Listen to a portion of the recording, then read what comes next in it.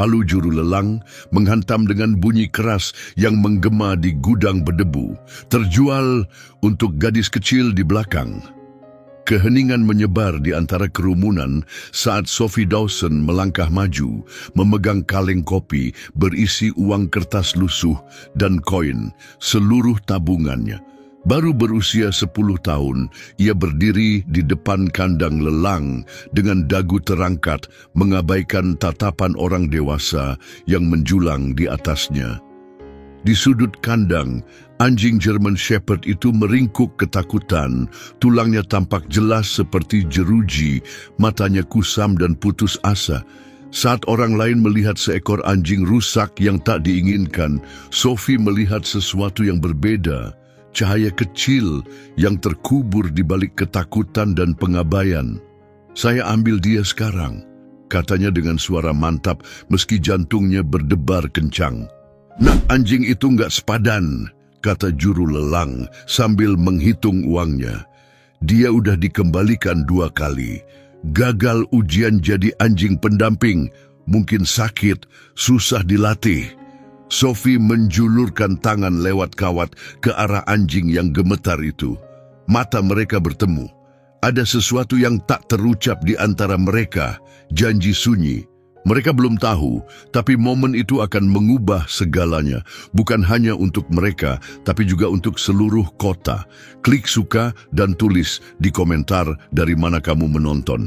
Sekarang, mari lanjutkan ceritanya. Sophie Dawson memang beda dari anak-anak lain di Oak Ridge County. Saat teman-temannya menghabiskan uang untuk permen dan mainan, Sophie menabung setiap receh di kaleng kopi tua milik ayahnya.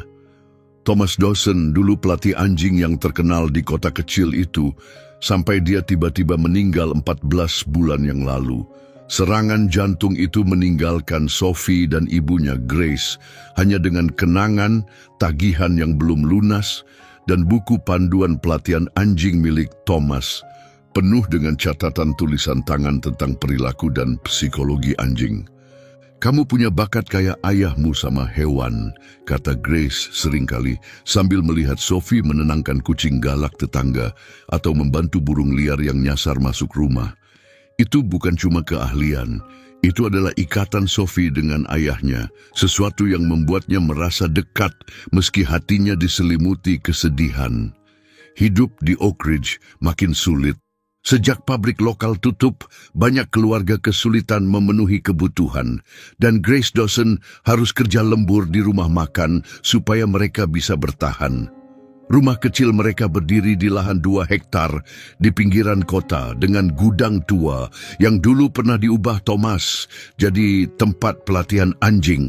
Sekarang gudang itu hampir tak terpakai, jadi pengingat sunyi tentang mimpi yang tertinggal. Masalah kota ini bukan cuma soal uang. Keluarga dengan anak berkebutuhan khusus seringkali nggak punya dukungan, dan banyak yang harus menempuh perjalanan jauh untuk mendapat perawatan dasar. Sophie melihat kesulitan ini dari sahabatnya, Hannah Carter, yang punya adik laki-laki dengan autisme. Dia pasti akan sangat terbantu dengan anjing pendamping, tapi keluarga seperti mereka nggak bisa dapat bantuan di Oak Ridge. Anjing German Shepherd yang menarik perhatian Sophie di lelang kabupaten itu tampak lusuh. Bulunya belang dan kusam dengan bintik merah di kulitnya. Satu telinganya berdiri tegak, yang satu lagi jatuh, membuatnya terlihat selalu bingung. Yang benar-benar menarik perhatian Sophie adalah matanya, coklat hangat, tajam, dan penuh pikiran. Ada kedalaman di dalamnya. Kesedihan yang terasa bukan sekadar insting binatang, seolah dia membawa beban, sesuatu yang pernah dialami dan masih diingat. Sophie pertama kali dengar soal lelang itu waktu Bu Carter mampir membawa pai apel buatan sendiri untuk dia dan ibunya. Saat ngobrol di dapur, Bu Carter berkata sambil lalu, "Mereka lagi kosongkan pusat pelatihan anjing itu, dananya habis." Nada suaranya terdengar prihatin. "Sayang banget," katanya, "beberapa anjing itu udah hampir lulus pelatihan." Malam itu, Sophie susah tidur. Dia terus mikirin para anjing, ditinggalkan dan tak pasti nasibnya. Mau dibawa kemana mereka? Apa ada yang bakal peduli? Pagi harinya dia sudah yakin dia harus pergi meski cuma untuk melihat. Kaleng kopi di bawah tempat tidurnya berisi tepat $237, 42 sen, koin dan uang kertas dari ulang tahun, hadiah liburan, dan kerja kecil-kecilan seperti ajak jalan anjing Bu Peterson atau bersihkan garasi Pak Harper. "Mom, boleh nggak aku ke Lelang Kabupaten hari Sabtu?" Tanyanya sambil sarapan, berusaha nggak terdengar terlalu bersemangat sambil mengaduk sereal. Grace Dawson, dengan mata lelah karena belajar semalaman, menatap dari buku keperawatannya. Dia lagi ikut sekolah malam, berusaha sekuat tenaga menciptakan masa depan yang lebih baik bagi mereka berdua. "Lelang, kenapa kamu mau ke sana, sayang?" "Aku cuma mau lihat-lihat," jawab Sophie, menghindari tatapan ibunya. Bu Carter bilang ada anjing-anjing dari pusat pelatihan yang ditutup. Grace menghela napas pelan. Tatapan tekad di wajah Sophie itu sangat mengingatkannya pada Thomas. "Sophie, kita nggak bisa pelihara anjing sekarang. Biaya dokternya aja udah terlalu mahal." "Aku tahu," jawab Sophie cepat. "Aku cuma mau lihat. Mungkin ada sesuatu yang bisa aku lakukan." Setelah bolak-balik berdiskusi, Grace akhirnya setuju untuk mengantar Sophie ke Lelang dalam perjalanan menuju kerja. Tapi hanya kalau dia tetap dekat dengan keponakan Bu Carter yang membantu di stand makanan. "Hanya lihat-lihat," ulang Grace dengan nada tegas, "dan ibu jemput kamu jam 12. Hari Sabtu datang dengan langit kelabu dan udara yang terasa lembab. Area pameran sudah ramai dengan orang-orang, truk, dan trailer yang membawa barang untuk dijual." Sophie menggenggam kaleng kopinya erat di dalam ransel. Detak jantungnya makin cepat saat dia sampai di bagian tempat hewan ditaruh. Kandang-kandang dipasang di sisi paling ujung lapangan, dan kebanyakan anjing terlihat waspada, bereaksi terhadap keramaian yang terus bertambah. Ada German Shepherd, Labrador, Golden Retriever, jenis-jenis yang paling sering dipilih untuk pekerjaan sebagai anjing pendamping. Relawan membawa mereka jalan-jalan sesekali dan banyak yang tampak sehat meski pusat pelatihannya baru tutup. Tapi di kandang terakhir yang dipisahkan dari yang lain, Sophie melihat seekor German Shepherd yang terbaring diam total. Sesaat, dia mengira anjing itu tidak bernapas. Tulang rusuknya menonjol di bawah bulunya yang pudar dan lalat beterbangan di sekitar telinganya tanpa dia bereaksi sedikit pun. "Kenapa yang itu begitu?" tanya Sophie pada relawan terdekat yang sedang menuangkan air ke dalam mangkuk. Perempuan muda itu menoleh ke arah kandang dan menghela napas. "Itu Scout," katanya. "Dia pernah diadopsi 2 kali, tapi dua-duanya dikembalikan. Dia mulai kejang-kejang waktu pelatihan. Biaya pengobatannya jadi terlalu mahal untuk pusat itu, apalagi setelah mereka mengalami masalah dana. Dia tetap dimasukkan ke lelang, tapi..." Dia tak menyelesaikan kalimatnya, tapi Sophie paham maksudnya. Sophie melangkah perlahan ke arah kandangnya. "Hai Scout," katanya lembut. Satu telinga bergerak dan satu mata berwarna kuning amber terbuka, menatapnya dengan hati-hati. Saat lelang dimulai, Sophie bergerak melewati kerumunan sampai dia berada di dekat depan, menggenggam kaleng kopi yang tersembunyi di ranselnya. Juru lelang Pak Lowell bekerja cepat menyebutkan harga untuk barang dan hewan. Anjing-anjing terlatih terjual jauh lebih mahal dari yang Sophie bayangkan. $1.500, $2.000, bahkan lebih. Perutnya terasa mual. Lalu nomor Scout dipanggil. 2 pekerja masuk ke kandangnya mencoba membimbingnya keluar. Dia nyaris tak bisa berdiri, jadi mereka harus menopangnya saat membawanya ke panggung. "Lot 47, seru Pak Lowell. German Shepherd jantan sekitar 3 tahun. Ada masalah kesehatan. Pernah dilatih tapi nggak selesai. Harga pembukaan $100. Tak ada yang merespons. Pak Lowell berdeham. Ada yang mau 75, ada yang tertarik. Anjing-anjing ini pantas dapat kesempatan. Sebelum sempat ragu, tangan Sophie terangkat. $50, serunya, suaranya sedikit bergetar. Pak Lowell menatap ke arah kerumunan. "Siapa yang mengajukan penawaran itu?" tanyanya sambil memindai wajah-wajah. Sophie melangkah maju, merasakan setiap mata tertuju padanya. "Aku, $50, katanya lagi. Kali ini lebih jelas. Keributan pelan menyebar di antara para penonton. Pak Lowell tampak ragu. "Nah, ini bukan penjualan hewan peliharaan biasa. Anjing itu butuh perawatan. Dia perlu perhatian sungguhan. Aku punya $237.42, jawab Sophie sambil mengangkat kaleng kopinya. "Dan aku ngerti soal anjing, ayahku Thomas Dawson." Ekspresi Pak Lowell berubah sedikit. Nama itu masih berarti di daerah itu Thomas Dawson telah meninggalkan kesan lewat pekerjaannya. "Meski begitu, nona kecil, orang tuamu..." "Ibu yang ngantar aku," potong Sophie cepat. Meski itu tidak sepenuhnya benar. "Dia tahu aku di sini." Juru lelang itu melihat ke sekeliling, jelas berharap ada orang lain yang akan mengajukan penawaran. Tapi tak ada satupun yang bicara. Dia menghela napas. "Sekali lagi untuk $50, 2 kali, terjual untuk gadis di depan." 1 jam berikutnya berlalu begitu cepat. Sophie mengisi formulir dengan bantuan keponakan Bu Carter yang mendekat setelah melihat kejadian tadi. Dia akhirnya menelepon Grace di tempat kerja yang berujung pada percakapan panas yang sebagian bisa didengar Sophie meski ponselnya tidak dalam mode pengeras suara. Saat Grace tiba di lokasi lelang, terlihat gugup dan jelas marah. Urusannya sudah selesai. Scout kini resmi milik Sophie. Bersamanya ada map berisi informasi medis dan catatan pelatihan. Sophie Rose Dawson. Grace mulai dengan nada tajam saat berjalan ke arah putrinya. Tapi kata-katanya terhenti ketika ia melihat kondisi anjing yang terbaring di samping Sophie. Scout terlihat rapuh, nyaris tak mampu mengangkat kepala, sementara Sophie membelai bulunya perlahan, membisikkan kata-kata yang hanya ditujukan padanya. "Mereka mau suntik mati dia, Mom," kata Sophie. Matanya masih menatap anjing itu.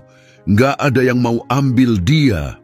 Grace menghembuskan napas panjang, terombang-ambing antara kekhawatiran, kenyataan keuangan, dan bayangan empati Thomas yang kini hidup dalam diri putri mereka.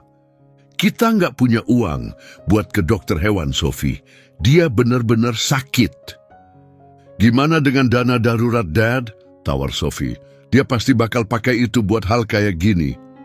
Dana itu asuransi jiwa sederhana yang ditinggalkan Thomas, diperuntukkan untuk masa depan mereka.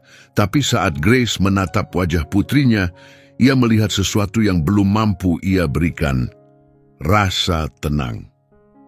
Jalan menuju penyembuhan. Perjalanan pulang berlangsung hening. Scout berbaring di kursi belakang, kepalanya bertumpu lembut di atas kaki Sophie.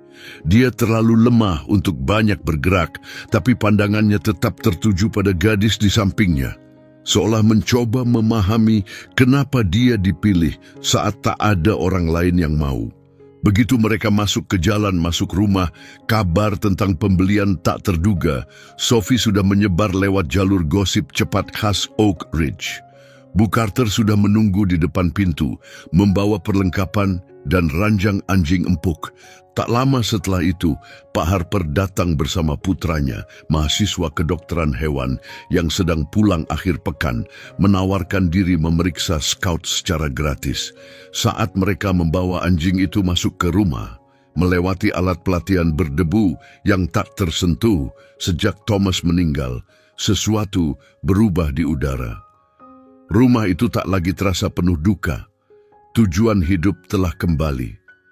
Meski kesulitan masih banyak, baik Grace maupun Sophie merasakan keyakinan diam yang tak mereka rasakan selama lebih dari setahun.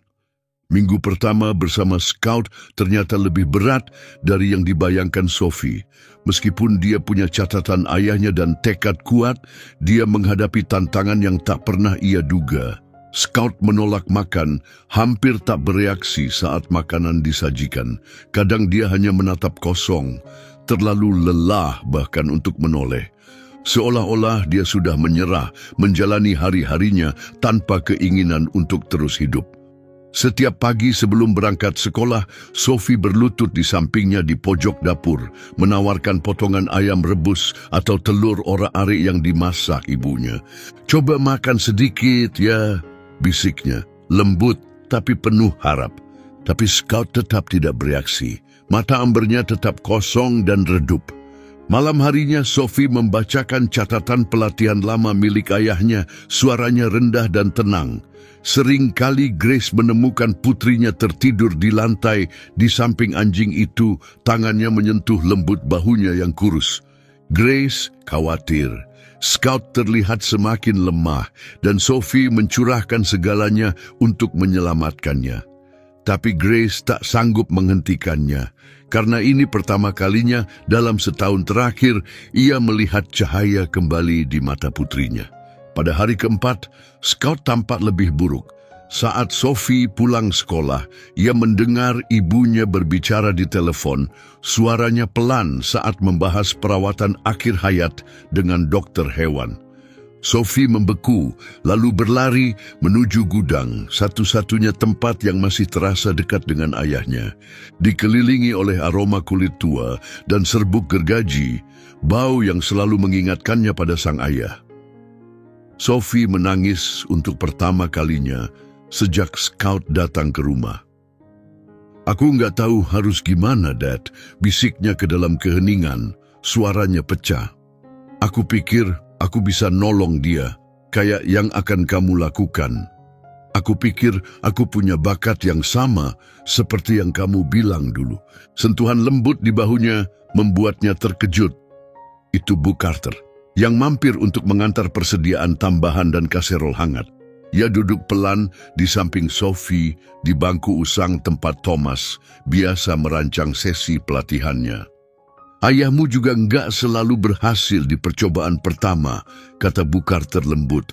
Tangannya terlipat tenang di pangkuan. "Anjing pertama yang dia coba bantu mirip banget sama Scout.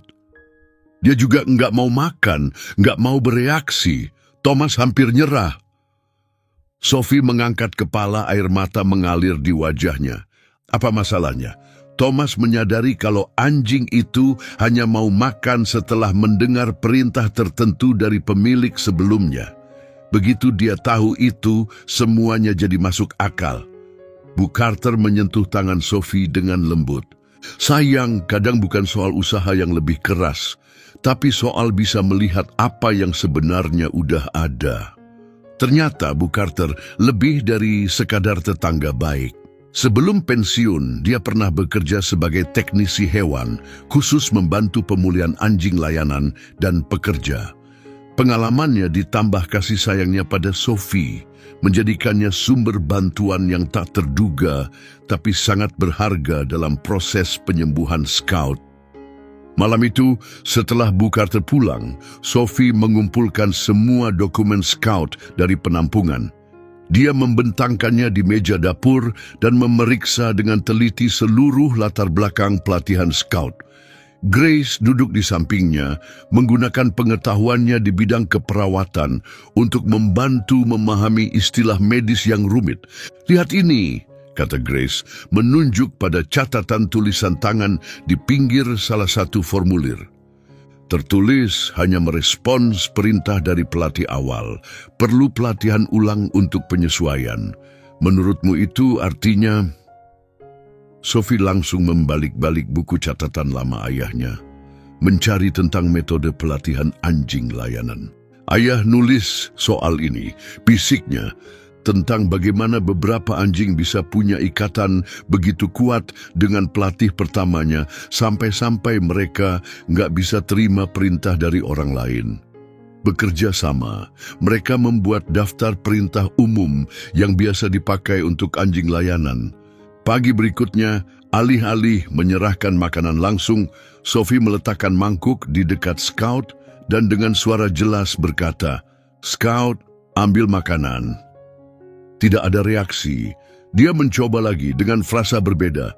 "Scout, waktu makan." Tetap tidak ada respon. Setelah mencoba beberapa perintah umum lainnya tanpa hasil, sebuah ingatan dari catatan ayahnya muncul di benak Sophie. Beberapa pelatih menggunakan kata-kata khusus dan tidak umum agar anjing mereka tidak mematuhi perintah dari sembarang orang. Menatap langsung ke mata Scout, ia berkata dengan suara mantap, "Scout, nourish." Salah satu telinga anjing itu bergerak sedikit.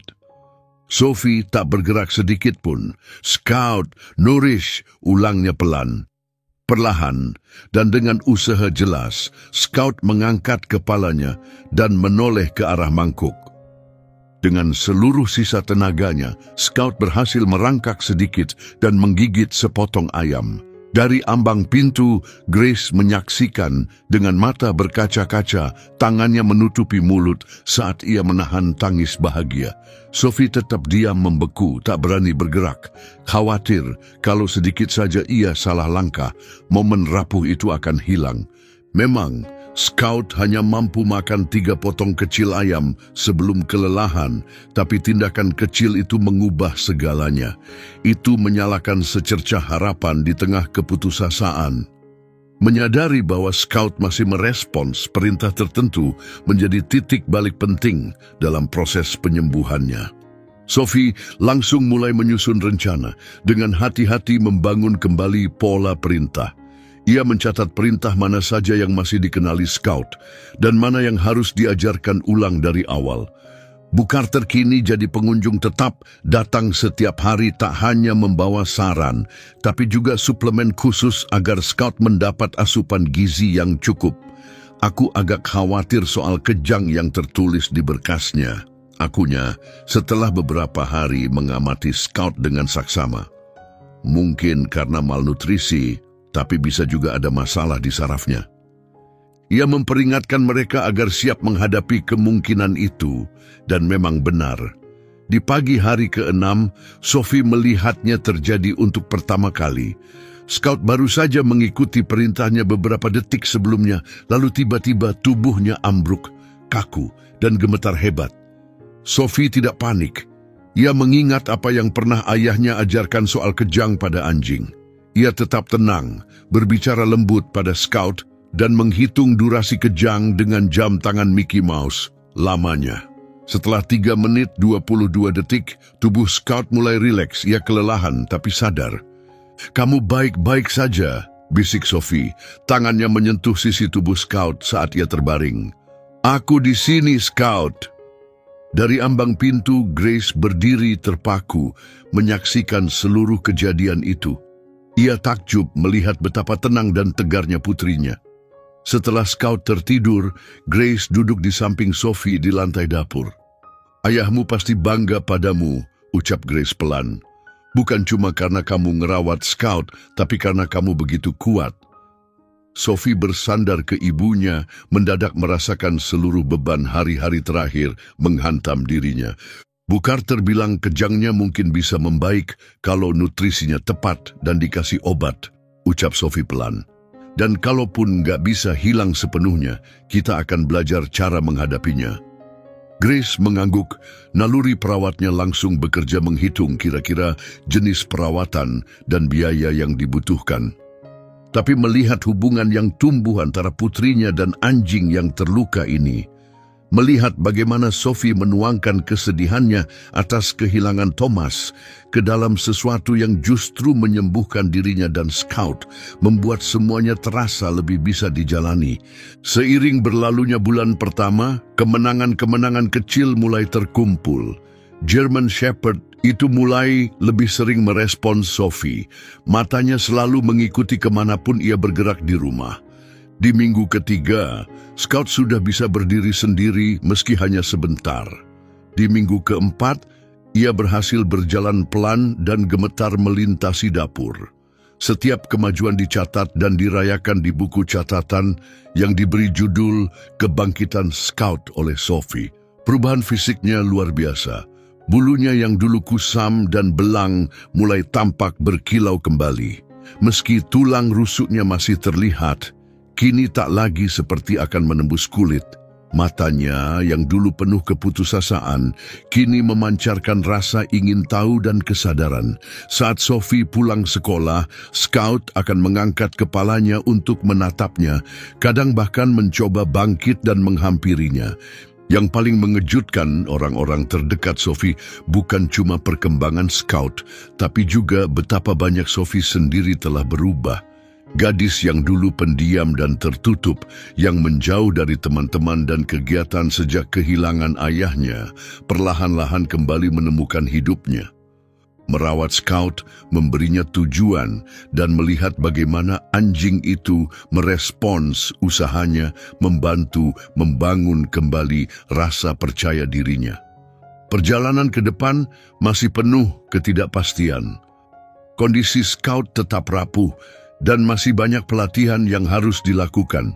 Tapi sesuatu telah berubah.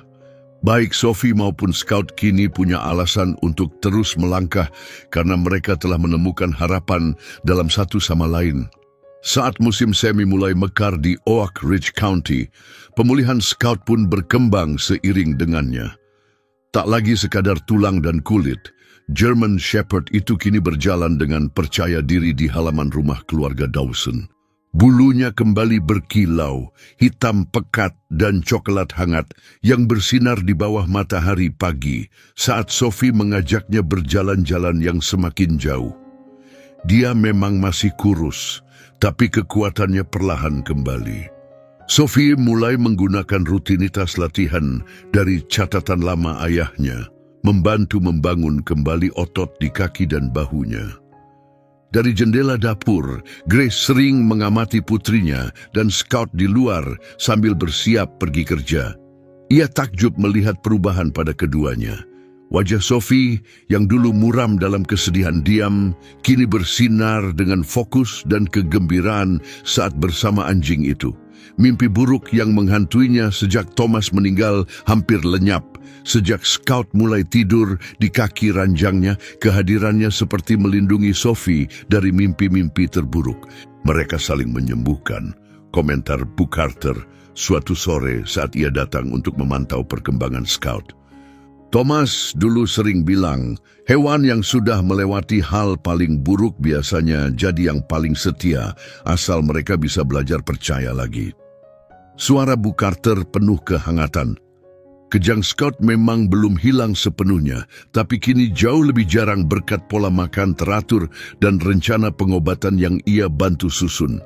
Sophie jadi sangat peka mengenali tanda-tanda awal, perubahan kecil di sorotan mata Scout atau tatapan yang kosong, yang menandakan episode akan datang.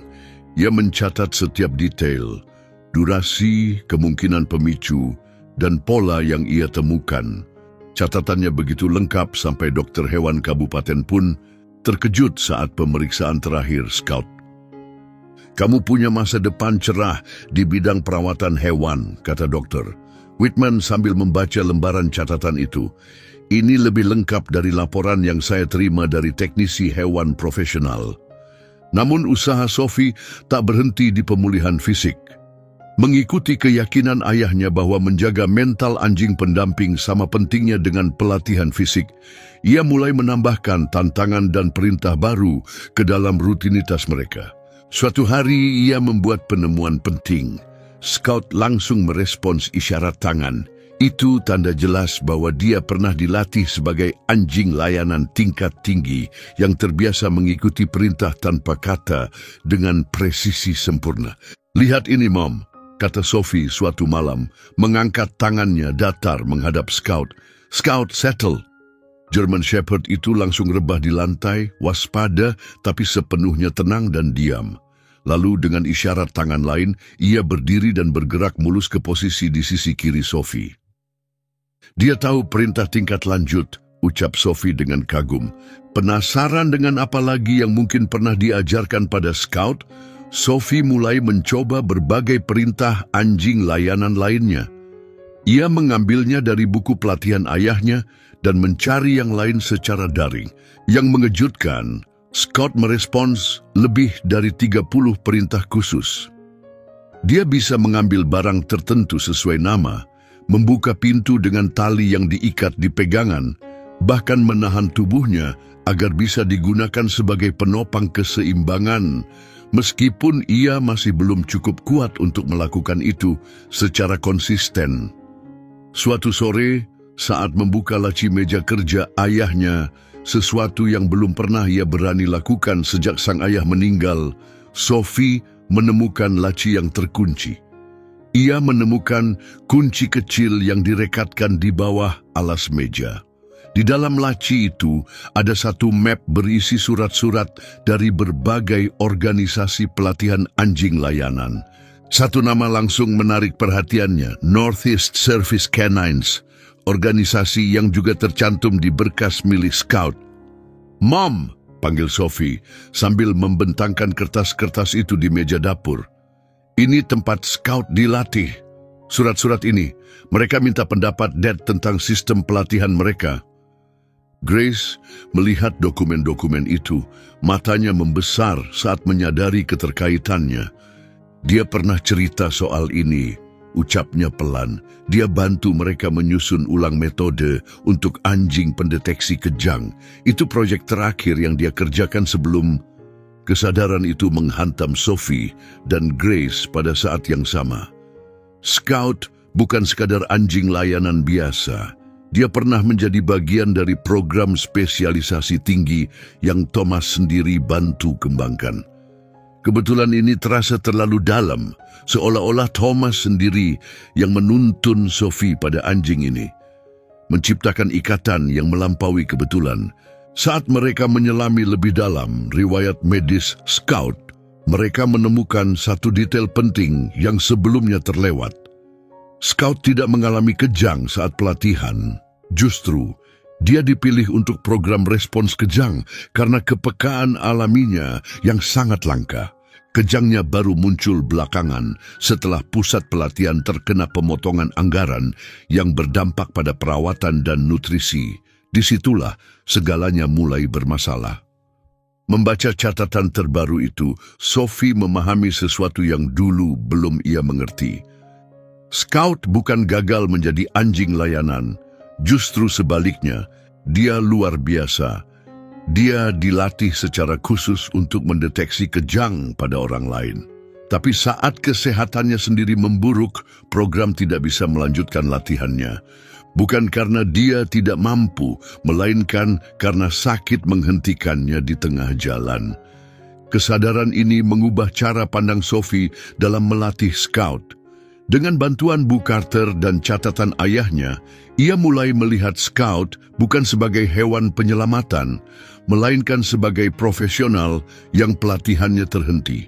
Respons cepat Scout terhadap perintah bukan sekadar kepatuhan, itu adalah bukti bahwa dia memang telah mendapatkan pelatihan tingkat tinggi. Kalau Scout sudah sejauh itu, pikir Sophie, mungkin ia bisa membantunya menyelesaikan perjalanan itu. Ide itu berkembang cepat. Sophie mulai mendalami pelatihan anjing layanan, khususnya untuk deteksi kejang. Sophie menghubungi beberapa organisasi, menjelaskan bahwa ia sedang bekerja dengan anjing layanan yang belum selesai dilatih. Sebagian besar menolaknya karena usianya, tapi satu pelatih pensiunan terkesan dengan pertanyaannya yang cermat dan pengetahuan yang jelas, setuju untuk membimbingnya lewat email dan panggilan mingguan. Saat musim panas tiba, Sophie dan Scout mulai menjalani rutinitas yang stabil. Pagi dimulai dengan jalan-jalan latihan yang perlahan, jadi jogging ringan mengelilingi properti.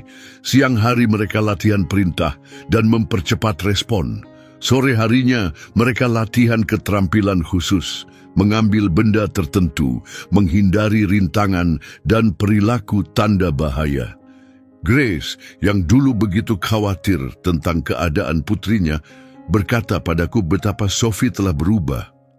Pelatihan itu memberi bentuk pada hari-hari yang sebelumnya terasa kosong. Kemenangan kecil mulai menggantikan duka mendalam dengan tanda-tanda kemajuan nyata.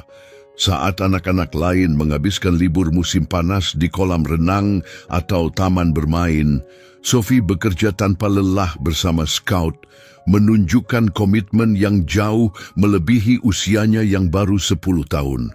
Keraguan dari masyarakat perlahan berubah jadi rasa ingin tahu. Tetangga yang dulu hanya berbisik tentang gadis Dawson malang dan anjing putus asanya, kini mulai mampir untuk melihat langsung kemajuan Scout. Pak Harper membangun rintangan pelatihan di bengkelnya dan diam-diam memasangnya di gudang keluarga Dawson sebagai hadiah ulang tahun Sophie yang ke-11 pada bulan Juli. Bahkan gurunya, Bu S. Rivera, mulai sering berkunjung, membawa buku-buku tentang pelatihan dan perilaku hewan dari saudaranya yang bekerja di kebun binatang luar kota. Reputasi Sophie yang makin dikenal di Oak Ridge terlihat jelas saat piknik hari kemerdekaan 4 Juli. Awalnya Grace khawatir membawa Scout ke acara piknik. Ia takut keramaian dan kebisingan akan membuat Scout kewalahan dan memicu kejang. Tapi keyakinan Sophie pada kemajuan Scout meyakinkannya untuk tetap pergi. Dengan rencana pulang jika anjing itu menunjukkan tanda-tanda stres. Mengenakan rompi sederhana buatan Bu Carter, Scout berjalan tenang melewati taman yang ramai. Ia tetap berada di sisi kiri Sophie dengan posisi heel yang sempurna, mengabaikan tawa anak-anak dan aroma barbecue. Ketika band sekolah mulai bermain tiba-tiba membuat anjing-anjing lain menggonggong dan menarik tali mereka. Scout tetap tenang, matanya hanya tertuju pada Sophie. Momen paling menyentuh terjadi saat Noah Carter kecil yang berada dalam spektrum autisme mulai menunjukkan tanda-tanda kelebihan rangsangan. Saat Noah mulai menggoyang tubuh dan menutup telinganya, Scout bereaksi dengan perubahan sikap tubuh yang tenang. Tanpa perlu arahan, dia melangkah di antara Noah dan kerumunan, membentuk penghalang lembut yang mengurangi rangsangan dari luar. Perubahannya seketika, kecemasan Noah mereda saat perhatiannya tertuju pada anjing yang kini berdiri melindunginya. Nenek Noah mendekati Grace dan Sophie setelah itu. Itu lebih dari sekadar pelatihan, ucapnya lembut. Itu datang dari dalam dirinya, sesuatu yang langka. Kabar tentang apa yang Scout lakukan di piknik dengan cepat menyebar di Oak Ridge. Orang-orang mulai datang kepada Sophie dengan pertanyaan tentang anjing layanan dan apa yang bisa mereka lakukan. Sophie menjelaskan berulang kali, selalu sabar, mengajari orang-orang dewasa yang jauh lebih tua darinya tentang bagaimana anjing bisa membantu berbagai jenis disabilitas. Kondisi Sophie, yang dulu dianggap sebagai kelemahan, kini menjadi bagian dari kisah yang lebih besar tentang kekuatan dan seekor anjing yang melalui perjuangannya sendiri untuk bisa membantu orang lain. Seiring berjalannya waktu, Sophie membuat keputusan penting. Alih-alih membatasi pelatihan Scout hanya pada kejang, seperti yang dirancang dalam program pembiakannya, ia memilih memperluas pelatihan berdasarkan kebutuhan yang ia lihat di sekitarnya. Oak Ridge sama sekali tidak punya anjing layanan, dan kelompok pelatihan terdekat berjarak 3 jam dengan daftar tunggu yang bisa bertahun-tahun. Ayah selalu bilang pelatih yang baik memperhatikan apa yang ditunjukkan anjing padamu, kata Sophie pada ibunya. Scout jelas bisa lebih dari satu hal. Aku rasa kita harus mengikuti kemana dia membawa kita. Grace, yang telah melihat sendiri bagaimana Scout membantu Noah Carter tanpa disuruh, tidak melihat alasan untuk meragukan pandangan putrinya. Ia menyentuh rambut Sophie dengan lembut dan berkata, "Ayahmu juga percaya lebih baik mengikuti naluri anjing daripada melawannya." Dengan pengamatan teliti dan pencatatan yang konsisten, Sophie mulai mengenali bakat alami Scout. Ia bisa tetap fokus meski di tempat ramai dan bising. Ia secara naluriah menempatkan dirinya di dekat orang-orang yang butuh dukungan dan bisa mengenali benda tertentu lewat aroma dengan akurasi yang mengejutkan. Kemampuan ini membuatnya cocok untuk berbagai jenis tugas pendukung. Suatu hari panas di bulan Agustus, saat Sophie dan Scout sedang berlatih di gudang yang sejuk, sebuah mobil tak dikenal masuk ke halaman. Nina Brooks, Ibu dari teman sekelas Sophie bernama Leo keluar dari minivan-nya. Grace membukakan pintu, terkejut melihat seseorang yang hanya ia kenal dari acara sekolah. Sophie merasa sedikit gugup. Nina tampak ragu lalu berkata, "Saya dengar apa yang Sophie lakukan dengan anjing shepherd itu dan saya..." Suaranya terhenti sejenak. Leo baru saja didiagnosis epilepsi. Ia menjelaskan bahwa pusing yang sering dialami Leo di sekolah kemungkinan adalah kejang. Obat memang membantu, tapi tidak sepenuhnya dan Leo takut mengalami serangan di tempat umum. Grace memanggil Sophie dan Nina perlahan menjelaskan alasannya datang. "Saya bertanya-tanya, mungkin kamu bisa bicara dengan Leo," katanya. "Dia nggak mau terbuka sama konselor di rumah sakit, tapi dia selalu suka binatang. Dan waktu dia dengar ada anjing yang juga punya kejang, yang dimulai sebagai obrolan sederhana tentang bagaimana menjalani hidup dengan epilepsi, segera menjadi sesuatu yang jauh lebih berarti. Saat Sophie menunjukkan beberapa latihan scout, anjing shepherd itu melakukan sesuatu yang tak terduga. Ia mendekat dan mengambil sikap siaga yang sama, seperti saat bersama Noah Carter. Di tengah percakapan mereka, Scout perlahan bersandar ke kaki Leo dan menatap Sophie dengan ekspresi fokus yang pernah disebut ayahnya sebagai tatapan waspada. 3 menit kemudian, Leo mengalami kejang ringan, jenis yang mungkin tak langsung disadari ibunya jika Scout tidak memberi tanda. Episode itu cepat berlalu, tapi membuktikan satu hal penting. Kondisi Scout sendiri tidak menghilangkan kemampuannya merasakan kejang pada orang lain. "Ini mengubah segalanya," bisik Sophie kepada ibunya malam itu. Setelah keluarga Brooks pulang berjanji akan segera kembali. Scout bukan sekadar proyek pelatihan lagi. Ia punya kekuatan untuk membantu orang sungguhan, anak-anak seperti Leo. Pikiran itu membuka banyak kemungkinan, tapi juga menimbulkan pertanyaan sulit. Jika Scout bisa memperingatkan orang sebelum kejang, apakah Sophie berhak menyimpannya hanya untuk dirinya sendiri?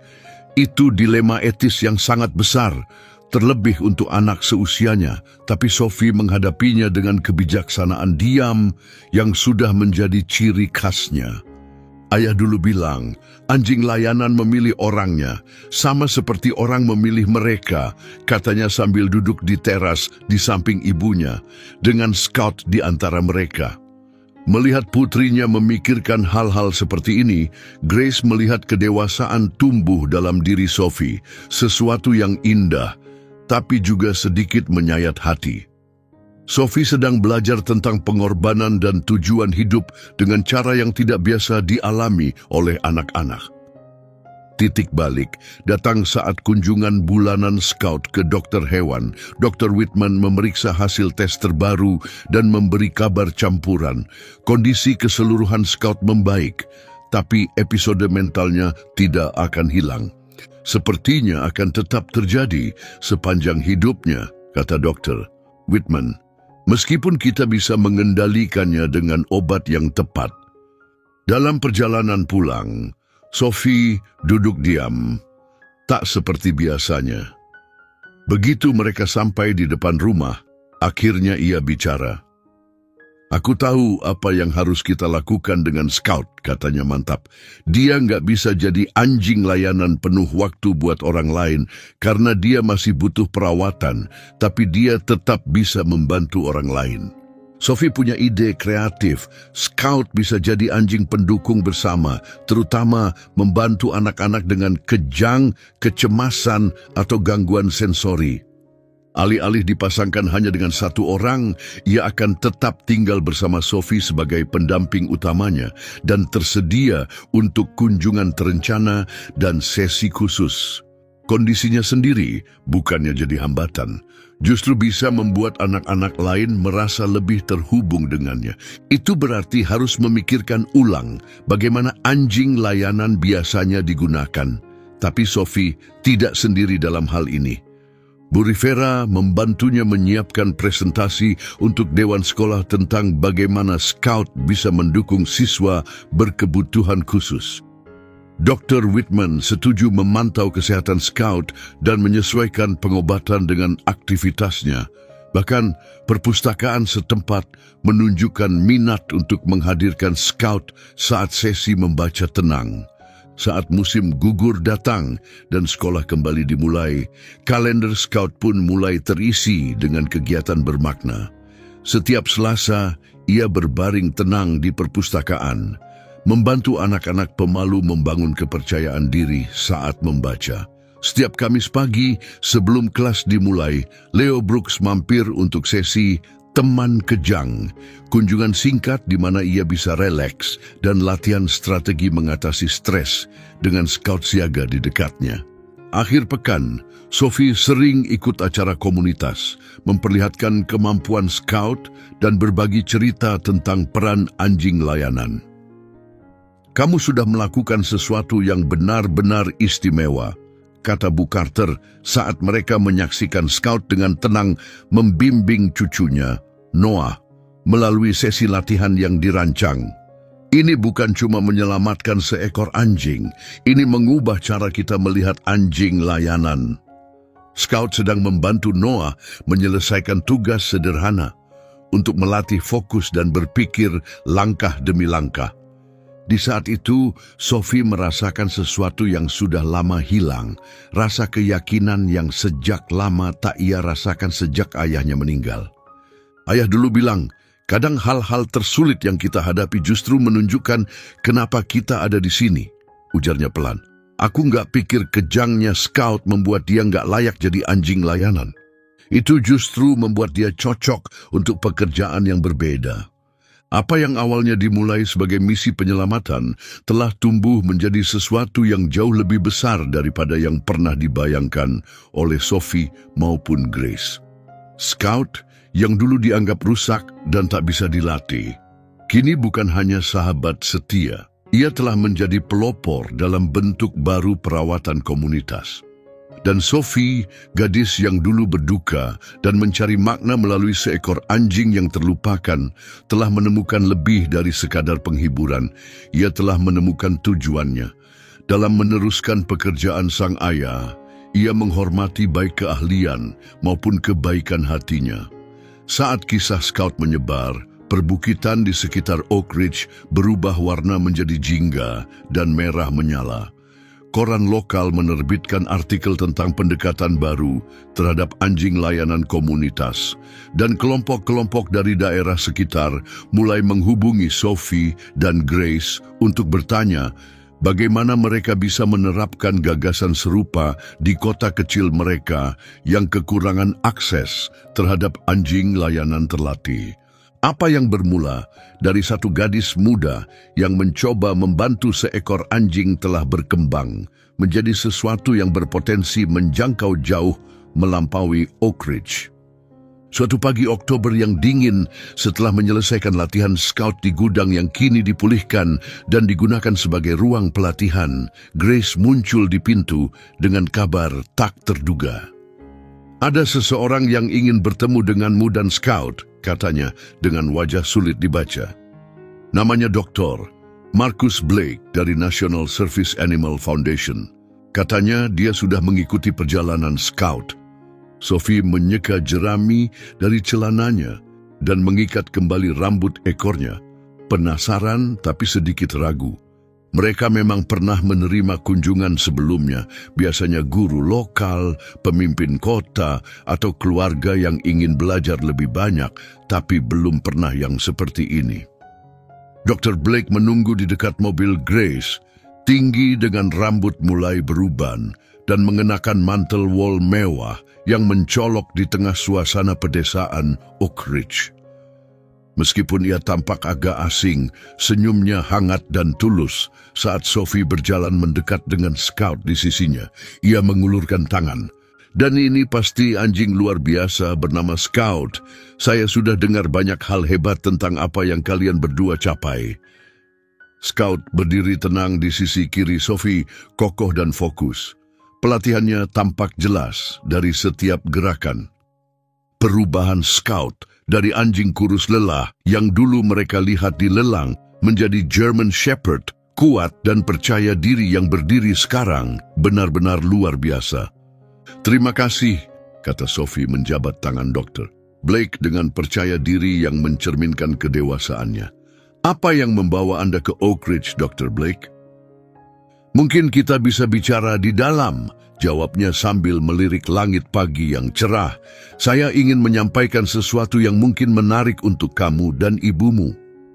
Di sekitar meja dapur, dengan kopi untuk orang dewasa dan coklat panas untuk Sophie Doctor, Blake menjelaskan tujuannya datang. National Service Animal Foundation menjalankan pusat pelatihan kelas dunia di seluruh negeri. Mereka menyediakan anjing layanan terlatih khusus bagi orang-orang dengan kebutuhan unik. Semua didanai oleh donatur dan sponsor perusahaan. Kami sudah mengamati perkembangan Scout, terutama sejak cerita hebat itu muncul di berita lokal. Jelasnya dengan suara tenang dan percaya diri, seperti orang yang biasa berbicara di depan umum.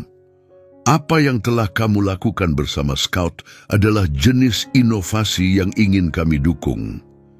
Ia meletakkan brosur mengilap di atas meja, penuh foto-foto, pusat pelatihan modern, pelatih ahli bersama berbagai jenis anjing, dan penerima anjing layanan yang bahagia. "Kami sedang membuka pusat regional baru sekitar 3 jam dari sini," lanjutnya. "Fokusnya adalah pada anjing layanan multi kemampuan untuk anak-anak dengan kebutuhan kompleks. Cara kamu melatih Scout tidak mengikatnya pada satu orang saja, tapi membuatnya bisa membantu banyak. Sangat cocok dengan visi komunitas kami." Sophie menatapnya, memproses kata-katanya. Wajahnya serius saat ia menjawab dengan hati-hati. Itu terdengar seperti pekerjaan yang sangat bermakna. "Memang benar," kata dokter Blake, "dan kami ingin Scout menjadi bagian dari itu. Yayasan kami ingin memasukkannya ke dalam program unggulan dan kami akan memastikan semua pencapaian luar biasanya mendapat pengakuan penuh. Dia akan menjadi duta kami, simbol dari potensi luar biasa dalam anjing-anjing yang mungkin diabaikan orang lain." Grace berhenti mengangkat cangkir kopinya, mengakui sisi, ulangnya pelan. Dr. Blake mengangguk tenang. "Tentu saja kami akan memberikan kompensasi yang layak. Scout sangat berharga, baik sebagai model pelatihan maupun sebagai wajah publik untuk pekerjaan kami." Ia menyebutkan jumlah yang membuat mata Grace membelalak. "Kami juga akan menjamin perawatan medis seumur hidup," tambahnya, "termasuk dukungan dokter hewan terbaik untuk kejangnya dan pelatih ahli untuk membantunya mencapai potensi penuh." Tangan Sophie perlahan menyentuh kepala Scout. Merasakan ketegangan Sophie, German Shepherd itu mendekat lebih rapat ke sisinya. "Kamu ingin membawa Scout pergi dari Oak Ridge, dari anak-anak yang sedang dia bantu sekarang?" "Aku mengerti," kata dokter Blake dengan tenang, "tapi pikirkan dampaknya yang lebih luas. Di pusat kami, Scout bisa membantu merancang program yang menjangkau ratusan, bahkan mungkin ribuan, anak di seluruh negeri. Perjalanannya bisa menginspirasi donasi untuk melatih lebih banyak anjing layanan." Dia mendekat, nada suaranya tulus. "Terkadang kita harus melihat melampaui orang-orang di depan mata kita untuk membuat perubahan yang lebih besar." Dapur menjadi sunyi saat kata-katanya mulai terasa. Tawaran itu bisa menyelesaikan banyak masalah keluarga Dawson, tagihan medis Thomas, hipotek rumah yang menunggak, bahkan membantu biaya pendidikan Sophie.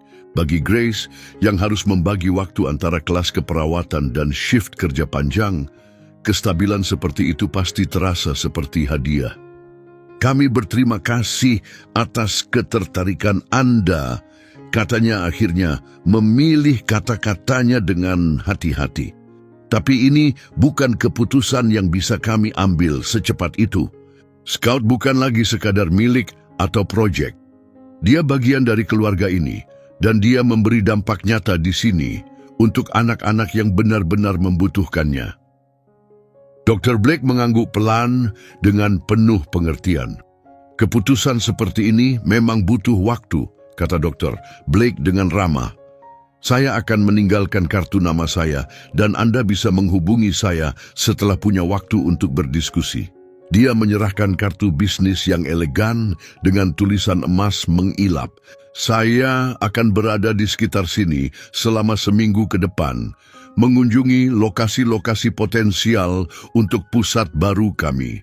Mungkin saya bisa mampir lagi beberapa hari lagi.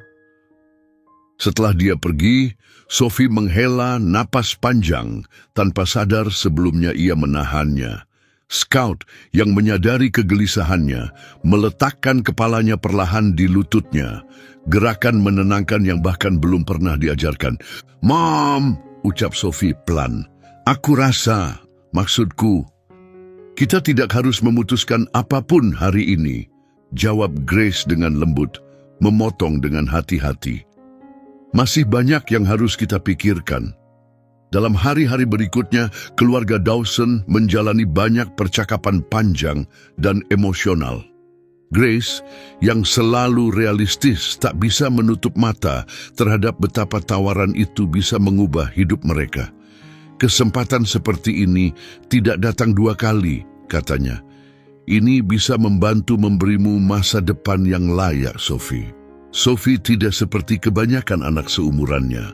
Dia paham perjuangan keluarga mereka. Dia sering mendengar ibunya menelepon tengah malam, meminta waktu tambahan untuk membayar tagihan. Dia tahu saat persediaan makanan mulai menipis dan melihat wajah lelah Grace setelah kerja 2 shift. Tapi tetap saja, ada sesuatu dari tawaran itu yang terasa tidak benar. "Rasanya tidak enak," katanya pada Bu Carter saat salah satu kunjungan rutinnya. "Scout bukan cuma kerja di sini. Dia kenal anak-anak ini. Dia dekat dengan mereka. Dan cara Dr. Blake bicara, seolah Scout cuma model atau objek untuk diamati." Bu Carter, yang cucunya Noah mengalami kemajuan besar berkat sesi-sesinya bersama Scout, menatap Sophie dengan penuh pertimbangan. "Ayahmu selalu bilang bahwa pelatih yang baik harus mengikuti insting mereka, seperti saat mereka melatih hewan. Jadi, apa kata hatimu, Sophie?" Sebelum Sophie bisa menjawab, Scout tiba-tiba mengangkat kepalanya, matanya tertuju ke arah jalan masuk. Beberapa saat kemudian, sebuah SUV hitam dengan jendela gelap berhenti di depan rumah. Dr. Blake keluar. Kali ini bersama 2 koleganya yang ia perkenalkan sebagai spesialis perilaku dari yayasan. "Mudah-mudahan tidak mengganggu," katanya sopan saat Grace membuka pintu menyambut mereka. "Kami sedang melihat lokasi-lokasi di sekitar sini dan berharap bisa melihat Scout beraksi, kalau boleh." Ternyata, Leo Brooks memang dijadwalkan datang seperti biasa hari Kamis itu. Dengan persetujuan Nina Brooks, tim yayasan menyaksikan sesi tersebut dari kejauhan dengan penuh hormat. Mereka mengamati saat Scout menyadari tanda-tanda kejang kecil pada Leo, bahkan sebelum Leo sendiri menyadarinya. Scout dengan lembut mendampingi Leo selama episode itu dan membantunya kembali fokus setelahnya. Ekspresi Dr. Blake berubah menjadi lebih serius, jelas terlihat kagum. Kemudian, saat Sophie membantu Leo menulis tentang sesi itu di jurnalnya, metode yang mereka kembangkan bersama, Dr. Blake mendekati Scout. Ia menyentuh tubuh Scout dengan tangan yang ahli, meneliti dengan mata tajam seorang profesional yang terlatih untuk memperhatikan setiap detail. "Meski dengan kondisi kesehatannya, kemampuan kerjanya luar biasa," kata Dr. Blake. "Bayangkan apa yang bisa kami lakukan dengan sumber daya dan sistem pelatihan kami." Dari seberang ruangan, Sophie memperhatikan dengan cermat. Ia melihat sesuatu yang mungkin terlewat oleh orang lain, sedikit ketegangan di bahu Scout saat Dr. Blake memeriksanya. Halus, tapi Sophie telah belajar mengenali sinyal-sinyal kecil itu setelah berbulan-bulan bekerja bersama. Setelah keluarga Brooks pergi, Dokter, Blake tampak sangat bersemangat. Sekarang saya lebih yakin dari sebelumnya. Scout memang seharusnya menjadi bagian dari program kami, katanya penuh keyakinan. Kemampuannya mendeteksi kejang sangat luar biasa dan caranya membantu saat pemulihan benar-benar sesuai panduan. Dengan pelatihan lebih lanjut, dia bisa membuka jalan baru dalam sertifikasi anjing layanan. Dia menoleh ke arah Grace, jelas berusaha meyakinkannya. Bu Dawson, saya mengerti kekhawatiran Anda, tapi anjing dengan kemampuan dan potensi seperti Scout sangat langka. Kami siap menaikkan tawaran kami secara signifikan. Angka baru yang ia sebutkan membuat Bu Carter terkejut dan terdiam sesaat. Dan, tambahnya, Sophie tetap akan menjadi bagian dari perjalanan Scout. Dia akan diundang setiap tahun ke pusat kami, mendapat pengakuan penuh dalam semua riset dan publikasi tentang kerja Scout. Dan kami akan menyediakan beasiswa kuliah untuknya agar bisa belajar ilmu hewan di Amerika Serikat. Itu tawaran lengkap, dirancang dengan cermat untuk menjawab semua kekhawatiran.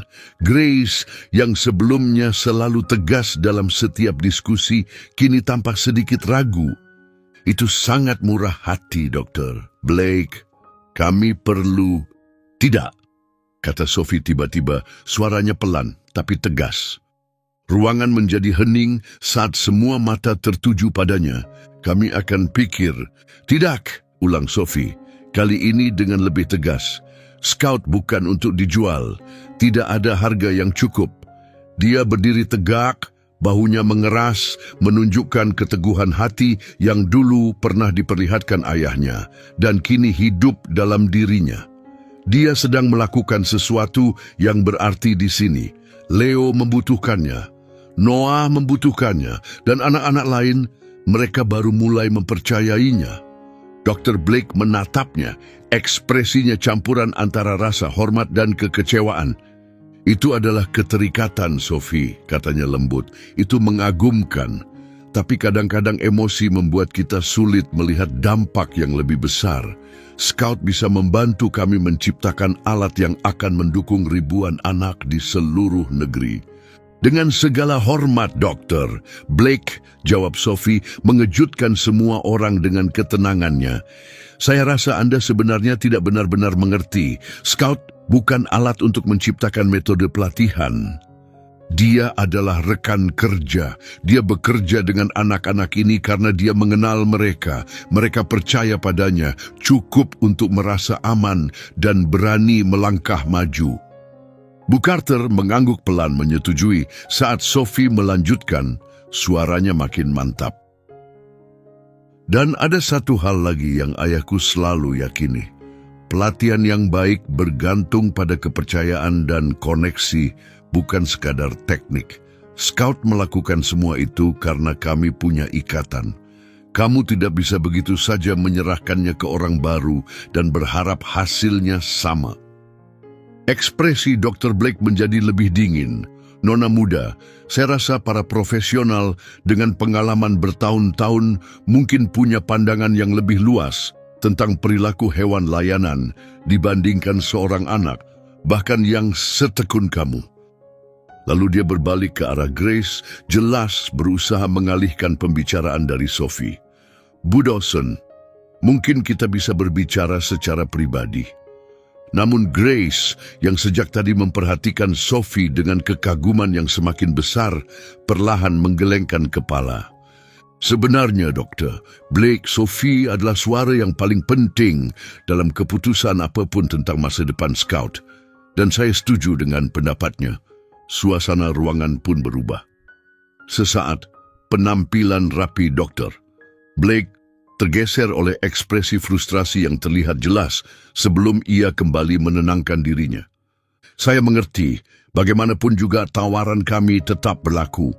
Dia meletakkan satu lagi kartu nama di meja dengan hati-hati. Kalau Anda berubah pikiran, Anda bisa menghubungi saya langsung. Potensi Scout terlalu besar untuk diabaikan. Terkadang melepaskan keterikatan emosional, membantu kita melihat dengan lebih jernih. Itulah komentar terakhir dokter. Blake sebelum dia dan timnya pergi. Setelah mereka keluar, Bu Carter bersiul pelan. Orang itu jelas tidak terbiasa ditolak, komentarnya. Grace duduk di kursi dapur, pandangannya tertuju pada Sophie. Itu cukup uang untuk mengubah hidup kita, katanya lembut. Bukan sebagai tuduhan, hanya sebuah kenyataan. Sophie duduk di sampingnya dengan Scout yang tenang meringkuk di kakinya. Aku tahu, Mam, jawabnya. Tapi Scout sudah membuat perubahan di sini, dan ayah selalu bilang, tidak semua hal bisa diukur dengan uang. Dalam hari-hari berikutnya, dokter, Blake terus berusaha membujuk mereka. Tapi kabar tentang ketertarikannya menyebar cepat di komunitas kecil Oak Ridge, memunculkan berbagai reaksi. Beberapa tetangga yang tahu kesulitan keuangan Grace setelah kepergian Thomas mulai bertanya-tanya apakah keterikatan Sophie pada Scout membuat ibunya menolak solusi nyata. Tapi yang lain, terutama keluarga yang telah melihat kemajuan anak mereka berkat Scout, angkat bicara mendukung. Nina Brooks memimpin dengan mengorganisir pertemuan di gereja setempat. Di sana, keluarga-keluarga berbagi kisah pribadi tentang bagaimana Scout membantu anak-anak mereka tumbuh dan berkembang. Dr. Noah Carter bahkan mengirimkan laporan tertulis mencatat peningkatan jelas dalam kemampuan anak itu memproses rangsangan sensorik dan berinteraksi secara sosial sejak memulai sesi dengan Scout. Lalu suatu sore, Sophie pulang dari sekolah dan menemukan dokter. Blake di beranda rumah tengah berbicara serius dengan ibunya. Nada suaranya lebih tajam dari sebelumnya. Dewan yayasan mulai kehilangan kesabaran, Bu Dawson, katanya tegas. Tawaran ini tidak akan terus-menerus tersedia, lanjut dokter. Blake, cepat atau lambat, kami harus mengalihkan sumber daya ke tempat lain. Sophie berhenti di gerbang kebun. Scout berdiri siaga di sisinya. Ia menyadari ada yang berbeda dari nada suara sang dokter, bukan lagi membujuk tapi menekan, dan itu memunculkan kembali perasaan waspada yang sudah ia rasakan sejak awal. Dr. Blake menoleh ke Grace, melanjutkan dengan nada halus. Seperti yang sudah saya jelaskan, ini bukan sekadar kesepakatan. Yayasan bisa memberikan bantuan nyata bagi anak-anak yang bekerja dengan Scout. Anak-anak yang sebenarnya bisa mendapat terapi standar jika dananya memadai. Dia melanjutkan, kami bisa menciptakan dana hibah untuk Oak Ridge, mencakup terapi bagi semua anak yang saat ini bersama Scout, dan banyak lagi. Bukankah itu akan memberi manfaat lebih besar bagi komunitas, terutama anak-anak dengan kebutuhan medis yang sudah teridentifikasi? Sebelum Grace sempat menjawab, Sophie maju ke depan. Scout bergerak di sampingnya dengan tenang dan mantap. Dr. Blake, ucapnya jelas, menarik perhatian sang dokter. Boleh saya tanya kenapa yayasan Anda begitu fokus pada Scout? Masih banyak gembala terlatih layanan di pusat-pusat penyelamatan. Dia tampak terkejut dengan pertanyaan itu. Seperti yang sudah saya jelaskan, kombinasi unik dari kualitas yang dimiliki Scout dan kisahnya membuatnya sangat cocok untuk proyek percontohan kami. Tapi kualitas yang mana tepatnya? Tanya Sophie lagi, suaranya tenang dan langsung, mencerminkan cara ayahnya yang penuh pertimbangan dalam melatih. Apakah karena dia bisa mengenali kejang dengan akurat? Karena dia membantu saat pemulihan atau ada alasan lain? Sekilas rasa kesal tampak di wajah dokter Blake sebelum dia kembali menunjukkan ketenangannya yang biasa. Nona muda, proses seleksi yayasan kami didasarkan pada banyak kriteria yang rumit. bukan cuma soal pola perilaku yang sederhana. Kalau begitu, mohon maaf, saya ingin melanjutkan pembicaraan ini dengan ibumu tentang masa depan Scout. Masa depan Scout termasuk saya, kata Sophie dengan tegas. Dan Anda masih belum menjawab pertanyaan saya. Ketegangan mungkin akan semakin meningkat, tapi pada saat itu, mobil patroli Sheriff Grant masuk ke jalan masuk rumah, menimbulkan debu dari kerikil dan memutus ketegangan yang ada. Sheriff lokal itu sudah menjadi wajah yang akrab di rumah Dawson sejak Scout mulai membantu keponakannya yang mengalami kecemasan setelah kecelakaan mobil tahun lalu. Sore, Grace. Sophie sapanya sambil naik ke beranda. Dia mengangguk sopan ke arah Dr. Blake. Mudah-mudahan saya tidak mengganggu, hanya mampir untuk mengonfirmasi sesi Scout dengan Tyler hari Sabtu. Dia pergi tak lama setelah itu, lebih cepat dari biasanya. Saat mobil hitam milik Sheriff melaju pergi, dia berhenti sejenak memandangi mobil lain yang menghilang sebelum berbalik. Itu orang dari yayasan mewah yang akhir-akhir ini sering dibicarakan warga, tanyanya, sambil menerima segelas limun dari Grace. Sudah keliling kota, banyak nanya-nanya tajam tentang tempat ini dan tentang masa lalu Scout. Sophie dan Grace saling bertatapan dengan cemas. Pertanyaan seperti apa? Tanya Grace. Sheriff mengangkat bahu. Kebanyakan tentang riwayat pelatihan Scout, data medisnya, hal-hal seperti itu. Dia kelihatan sangat fokus pada siapa yang secara hukum memiliki Scout sejak lelang itu. Dia menyesap limunnya pelan, nadanya santai, tapi matanya tajam. Kedengarannya dia sangat penasaran apakah dokumen lelangnya sudah diurus dengan benar. Saya pikir kalian perlu tahu. Percakapan itu membekas di benak mereka sepanjang hari. Malam itu, Grace menghubungi petugas pencatatan daerah untuk memastikan semua dokumen adopsi Scout sudah lengkap dan tercatat secara resmi. Petugas itu meyakinkan bahwa semuanya dalam kondisi sempurna. Tapi secercah keraguan mulai muncul. Aku benar-benar nggak ngerti kenapa dia begitu terobsesi dengan Scout, kata Grace sambil memotong sayuran untuk makan malam, sesekali melirik ke arah jalan masuk. Pasti ada banyak anjing terlatih lainnya di jalur resmi. Di meja dapur, Sophie menoleh dari catatan pelatihan Scout. Ekspresinya serius dan penuh pikir. Mungkin karena hubungan ayah dengan program pelatihan awal, ucap Sophie pelan. Mungkin ada sesuatu yang istimewa dari Scout yang belum sepenuhnya kita sadari. Selama beberapa hari berikutnya, Sophie mulai memperhatikan mobil-mobil asing melaju pelan di sekitar lahan mereka. 2 kali, dia melihat sedan hitam terparkir di ujung jalan kerikil, dengan seseorang di dalam tampak mengamati rumah menggunakan teropong saat dia menyebutkannya kepada Sheriff Grant selama sesi Scout dengan Tyler hari Sabtu. Wajah sang Sheriff langsung serius. Saya akan pastikan patroli ditambah di daerah kalian, katanya, sambil mencatat cepat di buku kecilnya. Dan Sophie, jaga Scout tetap dekat rumah dulu untuk sementara. Jaga-jaga. Sophie benar-benar mematuhi nasihat itu. Ia menghentikan kebiasaan berjalan jauh ke ladang dan menjaga Scout agar selalu berada dalam jarak pandang dari rumah. Ia juga mulai mencatat secara rinci pengunjung, mobil asing, dan waktu setiap panggilan telepon dari dokter. Blake yang makin sering dan mendesak. Masing-masing hal itu terasa kecil, tapi jika digabungkan mulai membentuk gambaran yang mengganggu. Bu Carter, yang selalu berpikir rasional, mengusulkan ide praktis.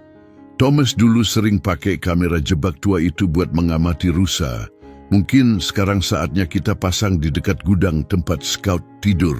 Mereka mengambil kamera itu dari gudang penyimpanan dan memasangnya dengan hati-hati mengarahkannya ke gudang. Selama beberapa malam, kamera tidak merekam apapun yang mencurigakan. Dr. Blake tidak kembali secara langsung, tapi ia terus menelepon. Setiap pesan terdengar lebih mendesak dari sebelumnya. Ia memperingatkan bahwa tawaran terakhir dari yayasan akan berakhir di akhir bulan dan tidak akan datang lagi. Dalam salah satu panggilan itu, Bu Carter mengatakan dengan terus terang bahwa meskipun ada anjing-anjing bagus lainnya, tidak ada yang seperti Scout. Tampaknya masalah itu akan mereda hingga bencana terjadi pada malam Selasa yang berangin di akhir Oktober. Sophie terbangun karena gonggongan Scout dari gudang. Bukan suara peringatan biasanya, tapi teriakan panik yang membuatnya langsung duduk tegak. Dari jendelanya, ia melihat kilatan api dan langsung berteriak sebelum sempat berpikir sambil menarik sepatunya. Gudangnya kebakaran. Grace yang keluar dari kamarnya dengan mengenakan jubah, melirik keluar dan segera mengambil telepon. Aku panggil 911. Sophie, tetap di dalam. Tapi Sophie sudah lebih dulu keluar, berlari menuruni tangga dan menerobos malam yang membekukan. Udara dingin menusuk paru-parunya saat ia berlari ke arah api. Gudang tua dengan kayu lapuk dan sejarah lebih dari 100 tahun terbakar hebat di bagian belakang, jauh dari tempat tidur Scout. Angin musim gugur mendorong api merambat cepat ke dinding-dinding kering. Gonggongan Scout makin panik saat Sophie mendekat. Di balik asap, ia melihat anjing itu berada di dalam kandangnya yang besar, mondar-mandir dengan gelisah. Pintu kandang yang biasanya menjaga keamanannya di malam hari kini menjadi penghalang antara dia dan keselamatan. Sophie menarik baju tidurnya menutupi hidung dan mulut, menahan napas, lalu menerobos masuk ke dalam bangunan. Panas menyambutnya seperti dinding tak kasat mata. Asap tebal melingkupi udara saat api merambat ke balok-balok langit-langit. Ia sampai di kandang Scout sambil batuk, matanya perih. Jari-jarinya berusaha keras membuka kait pintu. "Tidak apa-apa, nak," katanya dengan suara serak. Akhirnya, pintu kandang terbuka. "Ayo!" Scout keluar dari kandang, tapi bukannya lari keluar. Ia berbalik tajam dan masuk lebih dalam ke dalam gudang, menuju ruang perlengkapan tempat semua alat pelatihan mereka disimpan dan jurnal ayahnya. "Scout, jangan!" Sophie berteriak, tapi si gembala itu sudah hilang di balik asap. Meski sesak napas karena asap tebal, Sophie terus maju, panas makin menyiksa setiap langkahnya. Ia menemukan Scout di ruang perlengkapan, tengah menarik tas pelatihan tua milik ayahnya, yang berisi catatan asli dan berkas medis lengkap Scout. Sophie hampir tak percaya dengan apa yang ia lihat. "Tinggalkan Scout," panggilnya. Tapi untuk pertama kalinya sejak mereka bekerja bersama, Scout tidak mendengarkan. Ia menggigit tas itu dengan kuat dan menatap Sophie dengan tatapan penuh tekad yang menembus rasa takutnya. Dan saat itu Sophie mengerti. Ia meraih tali tas itu dan bersama-sama mereka mulai menyeretnya ke arah pintu gudang. Asap begitu tebal hingga membuat segalanya kabur, dan suara kayu terbakar di atas kepala makin mengancam. Tepat saat mereka mencapai titik tengah, sebuah balok terbakar jatuh tak jauh dari mereka, memercikan api dan menutup jalur tercepat keluar. Paru-paru Sophie terasa seperti terbakar. Kepalanya berputar karena kekurangan oksigen, dan penglihatannya mulai gelap di pinggiran. Ia jatuh ke tanah, tempat udara sedikit lebih bisa dihirup, sambil tetap mencengkram tali tas dengan erat. Scout tetap berada di sisinya, tubuhnya menempel ke tubuh Sophie, membimbingnya dengan dorongan lembut menuju celah sempit antara puing-puing dan dinding gudang, satu-satunya jalan keluar yang tersisa. Di luar, teriakan Grace terdengar menembus suara gemeretak api, sementara para tetangga yang datang sebelum pemadam kebakaran tiba mencoba menahannya. "Putriku masih di dalam," teriaknya sambil meronta. "Tolong biarkan aku masuk." Tepat saat suara sirin mulai menggema dari kejauhan, Scout keluar dari gudang yang terbakar, menyeret tas pelatihan, dan Sophie yang masih memegang tali dengan tenaga yang hampir habis, nyaris tak sadarkan diri. Anjing gembala setia itu menariknya menuju tempat aman, berhenti begitu mereka mencapai jalan kerikil. Lelah dan sesak karena asap, Scout ambruk di samping Sophie. Para medis langsung datang sesaat setelah tim pemadam kebakaran memberikan oksigen untuk Sophie dan Scout, sementara petugas pemadam mulai memadamkan api. Gudang itu yang penuh kenangan keluarga Dawson dan seluruh perlengkapan pelatihan Scout jelas tak bisa diselamatkan. Perhatian pun segera beralih untuk menyelamatkan rumah di dekatnya. Di dalam ambulans, Sophie perlahan sadar kembali. Suaranya nyaris tak terdengar saat ia berbisik satu kata, "Scout." Para medis menenangkannya bahwa anjing itu sedang dirawat, meski kondisinya kritis. Meski wajahnya tertutup masker oksigen, Sophie berhasil mengucapkan satu perintah mendesak, "Periksa tasnya." Sheriff Grant yang tiba tak lama setelah tim pemadam mengambil alih tas pelatihan milik Thomas Dawson. Di dalamnya, di samping buku catatan dan dokumen medis, ia menemukan sesuatu yang tak terduga, kamera satwa liar yang sempat disebutkan oleh Carter. Ternyata kamera itu telah dicabut dari tempatnya dan dimasukkan tergesa-gesa ke dalam tas. Sementara dokter menangani luka bakar di lengan dan tangan Sophie serta efek asap, Sheriff Grant meninjau rekaman kamera tersebut. Apa yang ia lihat sangat mengganggu. Cuplikan terakhir direkam hanya beberapa jam sebelum kebakaran, dengan jelas menunjukkan dua pria berbaju gelap mendekati gudang. Salah satunya membawa sesuatu yang tampak seperti jeriken bensin. Meski wajah mereka sebagian tertutup, satu sosok mudah dikenali, Dokter Marcus Blake, dengan tubuh tinggi dan garis rambut perak khasnya, terlihat jelas memandu pria lain ke arah belakang gudang. Rekaman itu tidak menyisakan keraguan, kebakaran itu sengaja dibuat. Tapi bagi keluarga Dawson, mengetahui kebenaran tidak mengurangi rasa sakit. Gudang mereka lenyap, begitu pula seluruh peralatan dan perlengkapan yang telah mereka kumpulkan bertahun-tahun. Luka fisik Sophie mungkin akan sembuh, tapi bekas luka emosional dari malam itu akan butuh waktu lama untuk hilang. Yang paling menyakitkan adalah Scout masih dalam kondisi kritis di rumah sakit hewan. Aksi heroiknya bukan hanya membuatnya terpapar asap dan api, tapi juga memicu kejang parah akibat trauma. Saat matahari terbit di atas puing-puing yang dulu adalah gudang mereka, Grace duduk di samping ranjang rumah sakit putrinya, menggenggam tangannya dengan lembut. Keduanya benar-benar kelelahan, terlalu lelah untuk bicara. "Kenapa, Mom?" tanya Sophie akhirnya dengan suara serak, tenggorokannya kering karena asap dan duka. Kenapa dia melakukan hal seperti itu? Grace tak punya jawaban yang bisa menjelaskan niat sekejam itu. Keheningan di antara mereka lebih bermakna dari kata-kata. Tersisa di udara seperti aroma asap yang masih menempel di kulit dan pakaian mereka. Pertanyaan yang lebih dalam. Apa yang bisa mendorong seseorang melakukan hal sejauh itu hanya demi seekor gembala Jerman dengan kondisi medis? Kabar tentang kebakaran menyebar cepat di Oak Ridge, seperti biasa di kota kecil. Menjelang siang, halaman rumah Dawson dipenuhi mobil.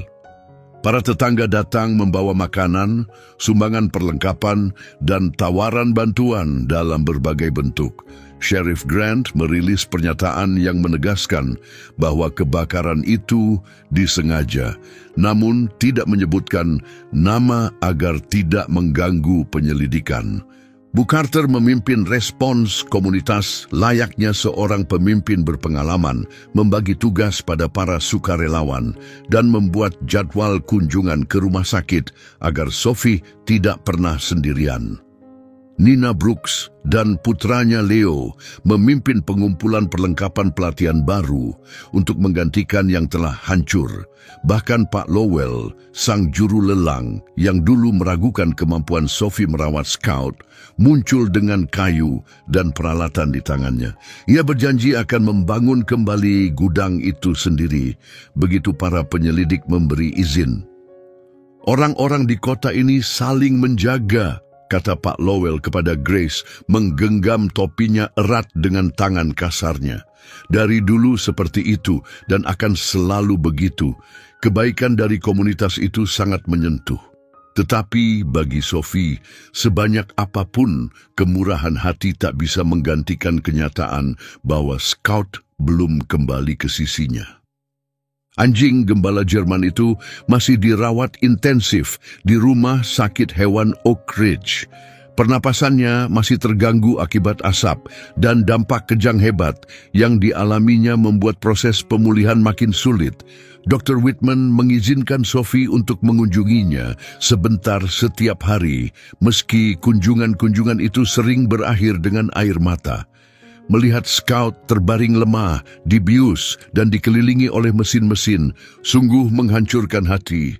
"Dia menyelamatkanku," bisiknya suatu hari, jemarinya menyentuh lembut telinga Scout.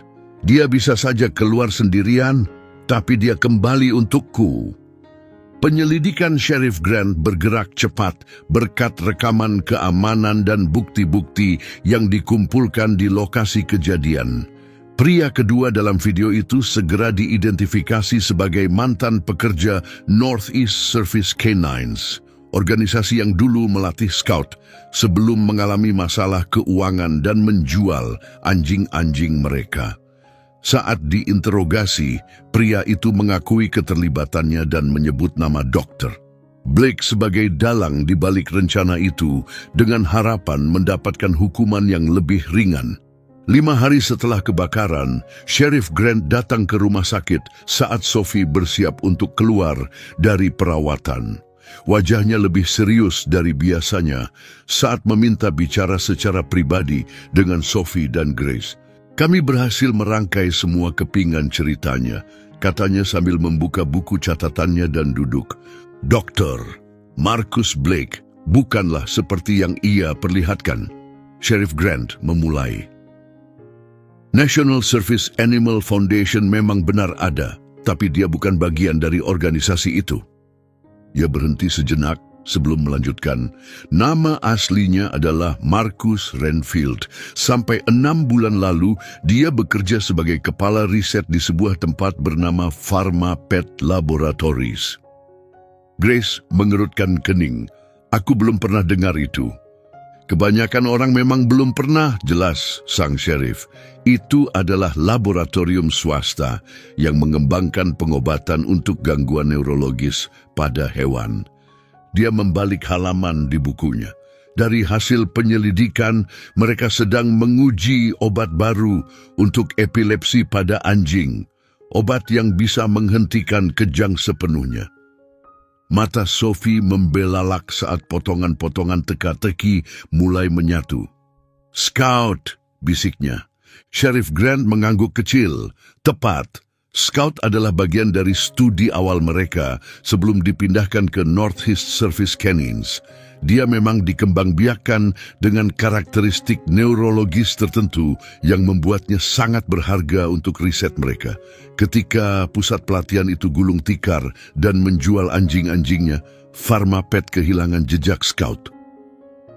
Grace tampak bingung, tapi kenapa harus sampai sejauh itu hanya untuk mendapatkan dia kembali? Mereka pasti bisa menemukan anjing lain. "Disitulah masalahnya jadi lebih rumit," jawab sang sheriff sambil membalik catatannya lagi. "Scout bukan sekadar peserta. Dia adalah yang mereka sebut perfect responder, satu-satunya anjing dalam program mereka yang otaknya merespons obat itu persis seperti yang mereka harapkan.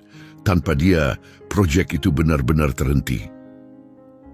Sophie merasakan hawa dingin menjalar ke seluruh tubuhnya. "Mereka ingin membawanya kembali ke laboratorium," bisiknya. "Benar," konfirmasi Sheriff Grant. Dan dari informasi yang kami kumpulkan, metode mereka jauh dari etis. Mereka kehilangan pendanaan utama tahun lalu setelah komite pengawas menemukan kejanggalan dalam praktik mereka. Ia menutup bukunya dengan napas berat. Renfield, yang kalian kenal sebagai Blake, rela melakukan apa saja demi membawa Scout kembali. Dia berusaha menyelamatkan risetnya dan reputasinya. Meski kebenaran berhasil mengungkap serangkaian peristiwa aneh sebelum kebakaran, hal itu tidak langsung membawa kedamaian. Gudang tetap hancur, kondisi Scout masih rapuh, dan kini Sophie dihadapkan pada kemungkinan baru yang mengerikan. Bagaimana jika semuanya belum selesai? Ketakutan itu sulit dihilangkan. Setelah kisah ini menyebar, mungkinkah akan ada orang lain yang juga datang mencari Scout? Kekhawatiran itu terasa makin nyata keesokan paginya. Saat Sophie baru saja kembali menata kamarnya di rumah, sebuah mobil hitam mengilap dengan jendela gelap masuk ke halaman. Grace keluar untuk menyambut tamu, seorang pria dan wanita berpakaian formal. Mereka memperkenalkan diri sebagai perwakilan resmi dari National Service Animal Foundation yang sebenarnya. Kami diberitahu pihak berwenang bahwa nama organisasi kami telah disalahgunakan. Jelas si wanita sambil menunjukkan identitas. Kami ingin datang langsung untuk menyampaikan betapa kami menyesal atas apa yang terjadi dan untuk melihat bagaimana kami bisa membantu. Masih waspada setelah pengalaman dengan Renfield, Grace dan Price bersikeras menelepon kantor sheriff dan kantor pusat yayasan untuk memastikan identitas para tamu. Baru setelah semuanya dipastikan sah, mereka dipersilakan masuk. Apa yang terjadi selanjutnya benar-benar di luar dugaan. Kami sudah mengetahui latar belakang Scout dan krisis kesehatannya baru-baru ini, kata si pria. Yayasan kami sudah lama khawatir terhadap PharmaPet, terutama cara mereka menjalankan riset mereka. Wanita itu menambahkan, saat kami mengetahui bahwa salah satu hewan uji mereka telah diadopsi melalui lelang, kami diam-diam merasa lega. Lalu mereka menyampaikan sesuatu yang lebih mengejutkan.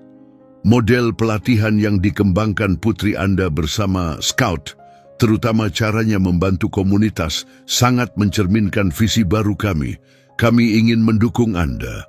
Itu berarti dana untuk membangun kembali fasilitas Anda, perawatan medis penuh untuk Scout, dan bantuan untuk membagikan pendekatan Anda agar bisa menginspirasi program serupa.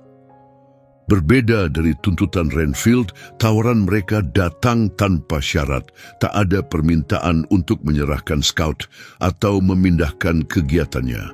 Sebaliknya, mereka mengusulkan kerjasama yang mempertahankan semuanya di Oak Ridge, sekaligus memperluas layanan yang telah Sophie mulai. Kami sungguh percaya bahwa putri Anda telah menciptakan sesuatu yang luar biasa, ujar wanita itu dengan hangat. Seekor anjing, layanan dengan kondisi kesehatan yang bisa dikendalikan, membantu anak-anak yang menghadapi tantangan serupa, koneksi seperti ini sangat revolusioner. Saat mereka menjelaskan visi mereka, Sophie merasakan ada sesuatu yang berubah di dalam dirinya, rasa lega dan harapan. Kemitraan ini bukan hanya akan membawa bantuan finansial yang mereka butuhkan, tetapi juga pengakuan profesional atas kerja kerasnya. Dan yang lebih penting, ini akan memberikan perlindungan hukum bagi Scout agar tak bisa lagi dijadikan target oleh laboratorium seperti PharmaPet. Namun, momen paling emosional datang di malam hari saat Dr. Whitman menelepon dari rumah sakit hewan dengan kabar yang tak terduga. Hasil tes terbaru Scout menunjukkan kemajuan nyata, kata dokter. Whitman, suaranya membawa secercah harapan pertama yang terdengar dalam beberapa hari terakhir. Pernapasannya mulai stabil dan ia tidak mengalami kejang dalam 36 jam terakhir. Sophie mencondongkan tubuh ke depan, suaranya bergetar penuh harapan hati-hati. Apa itu berarti dia akan sembuh? Situasinya masih rumit, jawab dokter. Whitman, tapi saya makin optimis. Ia terdiam sebentar sebelum menambahkan, ada satu hal lagi yang perlu kalian tahu. Rencana pengobatan yang kami gunakan memberikan hasil di atas ekspektasi. Setelah berdiskusi dengan beberapa spesialis, kami percaya kondisi Scout bisa jauh lebih mudah dikendalikan daripada yang kami kira sebelumnya.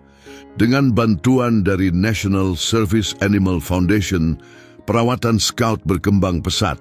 Seorang spesialis didatangkan untuk meninjau kasusnya dan menyarankan pengobatan yang biasanya tidak tersedia di kota kecil seperti Oak Ridge.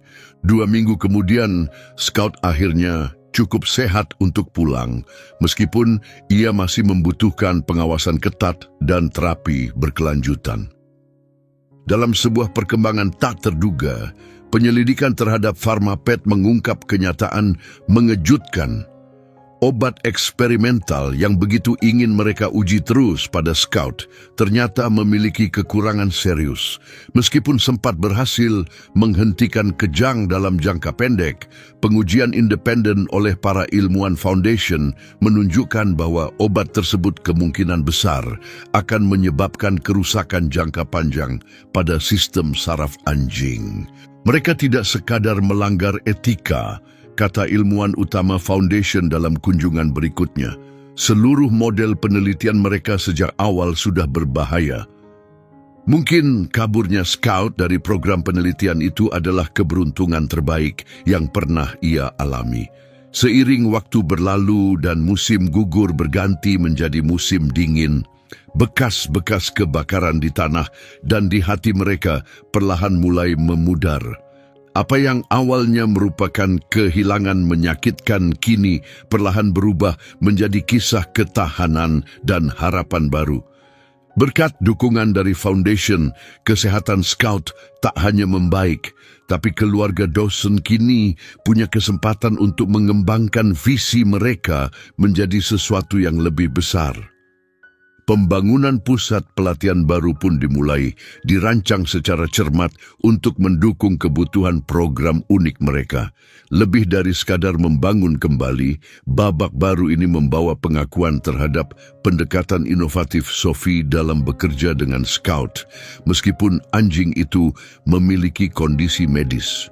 Model pelatihannya menginspirasi lahirnya kategori baru anjing layanan, hewan dengan kondisi yang dapat dikendalikan, yang mampu memberikan dukungan berarti bagi orang-orang dengan tantangan kesehatan serupa. Apa yang dulu dilakukan Sophie secara naluriah, kini menjadi dasar protokol resmi yang digunakan di berbagai program pelatihan anjing layanan di seluruh negeri.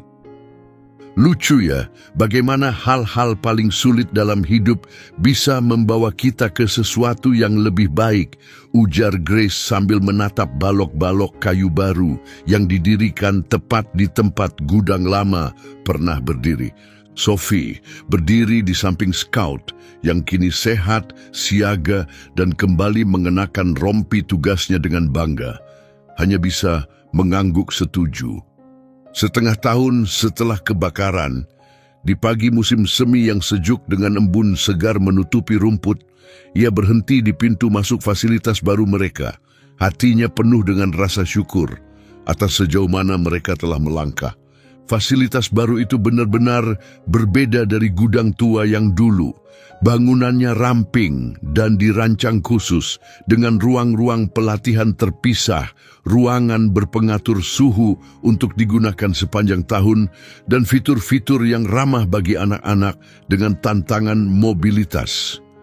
Di atas pintu masuk tergantung papan kayu ukiran tangan bertuliskan Dawson Scout Training Center, lengkap dengan siluet anjing gembala Jerman yang terukir dengan indah. Hari itu adalah pembukaan resmi, momen yang mempertemukan orang-orang dari seluruh wilayah, bahkan luar daerah. Lahan parkir yang baru diperluas dan ditaburi kerikil padat dipenuhi kendaraan. Ada truk dan sedan milik warga Oak Ridge, serta mobil-mobil formal dari staf foundation, jurnalis lokal, dan bahkan seorang senator negara bagian yang cucunya baru saja mulai bekerja dengan anjing layanan. "Gugup?" tanya Grace lembut saat ia merapikan kerah blazer biru cerah Sophie. Hadiah istimewa dari Bu Carter khusus untuk acara ini. Sophie menggeleng pelan, tangannya tenang di kepala Scout. Anjing itu telah pulih dengan luar biasa, meskipun beberapa dampak jangka panjang masih ada. Ia masih membutuhkan obat untuk kejang sesekali, dan napasnya kadang berat jika terlalu lelah. Namun alih-alih menjadi hambatan, semua itu kini menjadi bagian dari rutinitasnya, membantu mengedukasi dan memberi semangat bagi anak-anak yang bekerja dengannya. "Bukan gugup," kata Sophie. "Aku cuma mikir, gimana perasaan ayah kalau lihat semua ini?" Grace tersenyum, matanya lembut saat ia membetulkan bingkai foto Thomas Dawson yang dipajang penuh perhatian di aula depan pusat pelatihan. "Ayahmu pasti sangat bangga padamu, Sophie," ucapnya lembut. "Bukan hanya karena semua yang sudah kamu capai, tapi juga karena siapa kamu sekarang." Upacara pembukaan berlangsung dengan hangat dan penuh kedekatan, ciri khas yang telah lama menjadi identitas Oak Ridge. Sheriff Grant membuka acara dengan menceritakan kisah awal segalanya, dari keputusan spontan Sophie saat melelang Scout, hingga terbentuknya sebuah program yang kini memberikan dampak jauh melampaui kota kecil mereka. Pak Lowell, yang berperan penting dalam mengawasi pembangunan pusat baru, maju dan menyerahkan kunci pusat pelatihan kepada Sophie. Keraguan yang dulu pernah ia tunjukkan kini berganti dengan kekaguman tulus. "Gadis muda ini," katanya kepada hadirin, "telah mengajari orang setua saya beberapa hal tentang percaya, bertahan, dan mengenali potensi di tempat di mana orang lain hanya melihat rintangan." Kemudian, perwakilan dari National Service Animal Foundation memberikan penghargaan istimewa, sertifikat resmi yang mengakui Dawson Scout Training Center sebagai mitra resmi yayasan. Status baru ini disertai dengan dukungan berkelanjutan dan memberi mereka izin untuk melatih dan menempatkan anjing layanan di seluruh wilayah yang lebih luas, melampaui impian Sophie saat pertama kali membawa Scout pulang. Namun, momen paling emosional dari hari itu datang ketika anak-anak yang pernah bekerja bersama Scout selama setahun terakhir mengejutkan Sophie dengan hadiah. Selimut buatan tangan. Setiap kotak selimut dihiasi oleh kelas atau anak yang berbeda, masing-masing menceritakan kisah pribadi mereka tentang bagaimana Scout mengubah hidup mereka.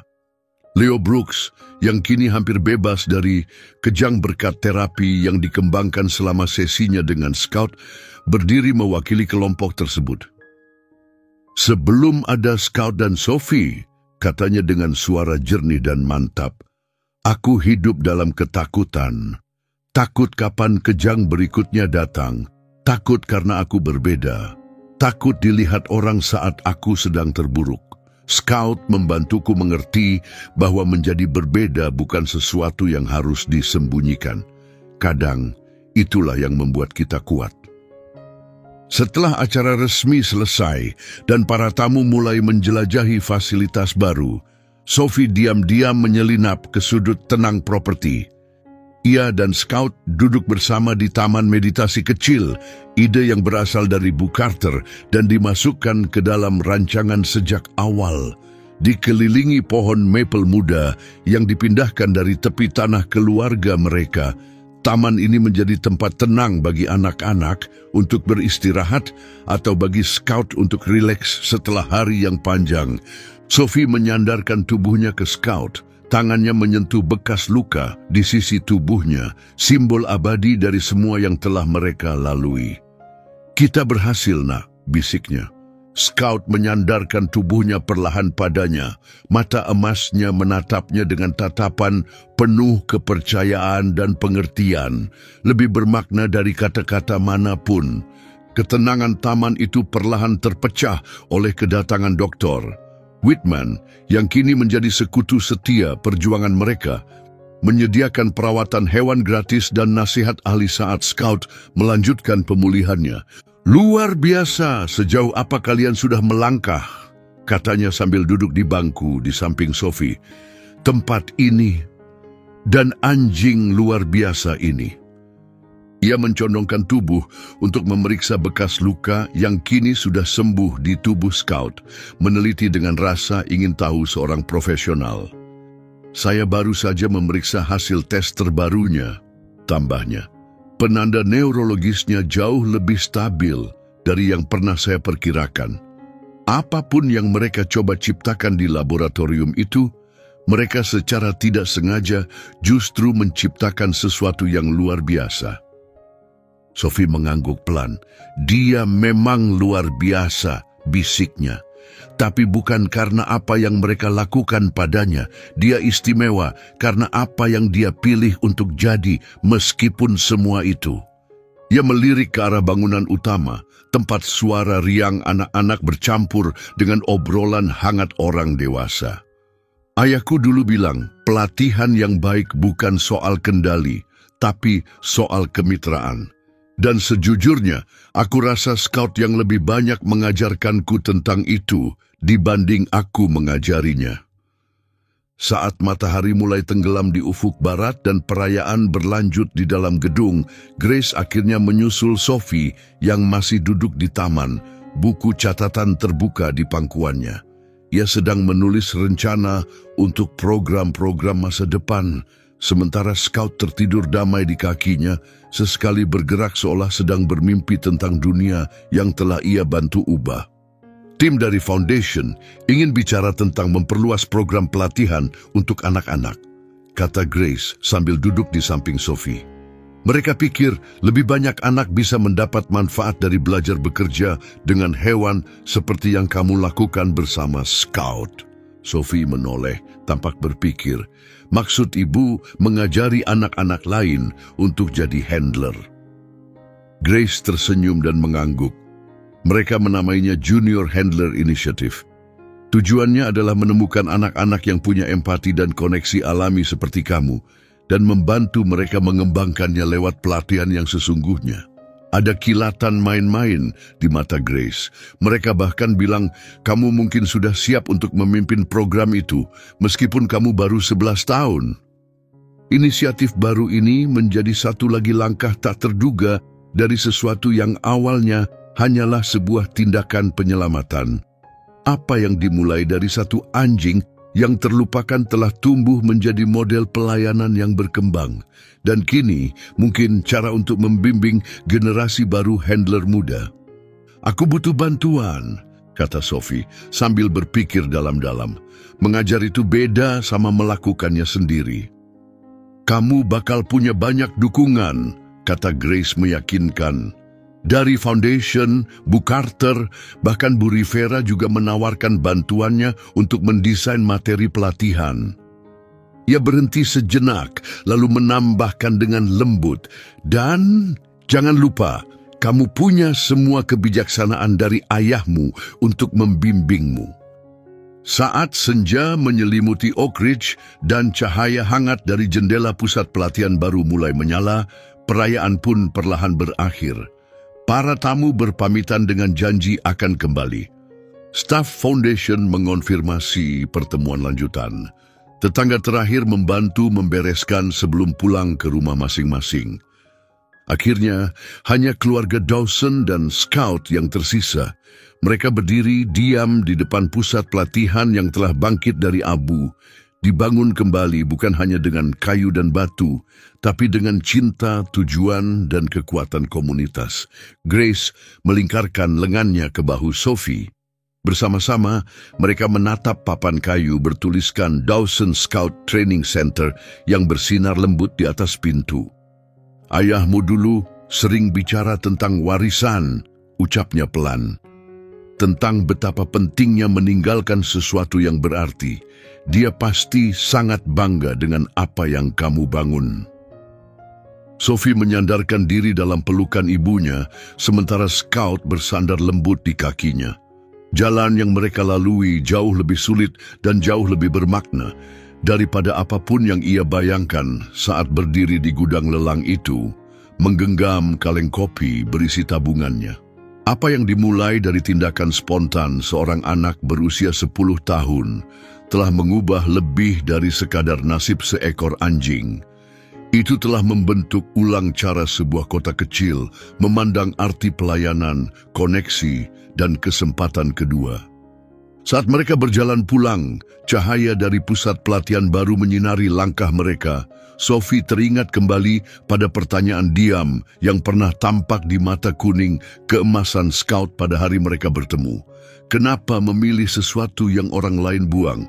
Kini, ia akhirnya tahu jawabannya. Hal-hal yang sering diabaikan orang justru sering menyimpan potensi terbesar. Bukan meskipun berbeda, tapi karena perbedaan itu. Dengan menyelamatkan Scout, Sophie telah menemukan jalannya keluar dari kesedihan. Dengan membantunya menjalani perannya, ia menemukan peran dirinya sendiri. Bersama, mereka membangun ikatan yang tak bisa tercipta sendirian, sebuah kemitraan yang membawa penyembuhan dan makna bagi keduanya. Dan ikatan itu, pelajaran itu, akan bergema jauh melampaui Oak Ridge untuk bertahun-tahun ke depan. Saat kita tumbuh dewasa, banyak dari kita mulai memikirkan warisan apa yang akan kita tinggalkan.